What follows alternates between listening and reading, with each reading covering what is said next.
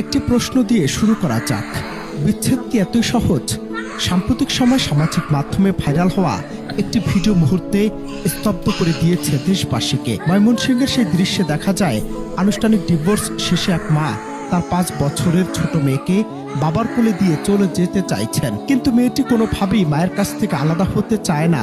অসহায় শিশুটির কান্না, আঁকড়ে ধরা হাত আর মা ডাক চারপাশের বাতাসকে ভারী করে তোলে।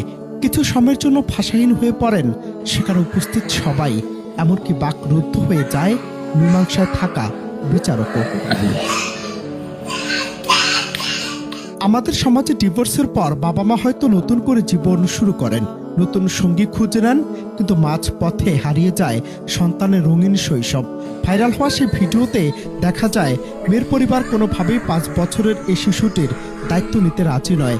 ফলে আইনগত বিচ্ছেদ হওয়ার পর মা যখন সন্তানকে বাবার জিম্মায় দিয়ে চলে যাচ্ছিলেন, তখন শিশুটির গগন বিধারী চিৎকার বুঝিয়ে দিচ্ছিল সে না পারছে মায়ের মমতা ছাড়তে, না পারছে অনিশ্চিত ভবিষ্যতের সাথে মানিয়ে নিতে।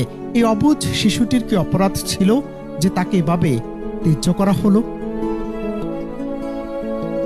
আমাদের সমাজে তুচ্ছ কারণে সংসার ভাঙার প্রবণতা দিন দিন বাড়ছে, কিন্তু সেই ধ্বংসস্তূপের নিচে চাপা পড়ছে হাজারো সন্তানদের ভবিষ্যৎ। মনোবিজ্ঞানীদের মতে বাবা মায়ের বিচ্ছেদ একটি শিশুর মানসিক বিকাশে দীর্ঘমেয়াদী ক্ষত তৈরি করে। তারা না পায় মায়ের সেই চিরচেনা আদর, না পায় বাবার নিরাপদ আশ্রয়। ময়মনসিংহের এই ঘটনাটি আমাদের চোখে আঙুল দিয়ে দেখিয়ে দিচ্ছে যে স্বামী স্ত্রীর ইগোর লড়াইয়ে শেষ পর্যন্ত নিঃস্ব হয় তাদেরই রক্ত মাংসের সন্তান, যার কোনো বিকল্প নেই। পরিশেষে আজ প্রশ্ন জাগে, বিচ্ছেদের আগে বাবা মায়েরা কি একবারও তাদের সন্তানের চোখের দিকে তাকান না?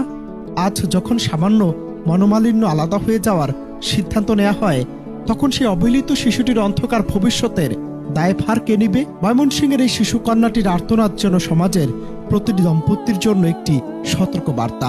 বিচ্ছেদ কেবল 2 ব্যক্তির আলাদা হওয়া নয়, বরং একটি সাজানো পৃথিবীর ধ্বংসাবশেষ, যার সবচেয়ে বড় ভুক্তভোগী অসহায় সন্তানরা।